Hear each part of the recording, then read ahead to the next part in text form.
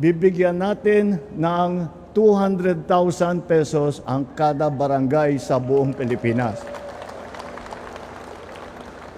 Isa lang ang kondisyon na hinihingi namin sa ating mga barangay officials na yung 200,000 ay kalahati nun ay gamitin para suportahan ang mga presidential scholar. Ibig sabihin, sa 200,000, yung 100,000, magbibigay tig 20,000 ang ibibigay sa bawat scholar. So bawat taon meron sila may 5 scholar ang pwedeng suportahan. Ang sabi namin, unahin nyo na yung malapit na magtapos, pero hindi na matatapos dahil nga walang pambayad. O yun ang ating ginagawa.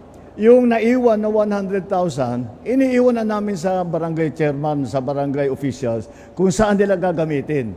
Dahil sa aking paniniwala at pag-unawa at tapat na paniniwala na kayo lalong-lalo na sa barangay, kayong nakakaalam kung ano talaga ang kailangan ninyo. Alam naman ninyo kung saan kailangan ilagay yung pondo.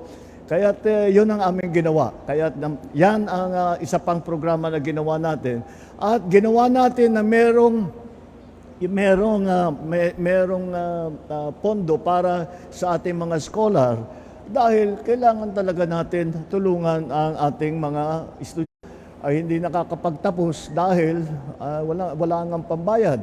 Kaya tiyakin natin, kada barangay may 5 scholar, may 5 presidential scholar.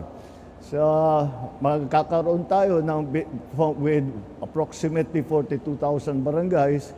Sabihin na lang natin, we will have at least 200,000+ presidential scholars, 200,000+ na estudyante na matutulungan. Ang sinabi ko lang sa ating mga estudyante, pakinabangan ninyo itong scholarship na binibigay namin sa iyo. Mag-aral kayo mabuti. At kagaya ng sinabi ko doon sa mga estudyante doon sa labas na nag-orientation, ako sa kanila, magsipag kayo at mag-aral kayo mabuti, makapagtapos kayo dahil ang edukasyon ay ang tanging isang kayamanan na napupunta sa atin bilang estudyante, ay mapupunta sa atin na kahit anong mangyari, hindi maaring mawala, hindi maaring agawin, hindi maaring nakawin sa inyo habang buhay. Nasa sa inyo yan, habang buhay magagamit ninyo yan para tulungan ang inyong pamilya, para tulungan ang inyong komunidad.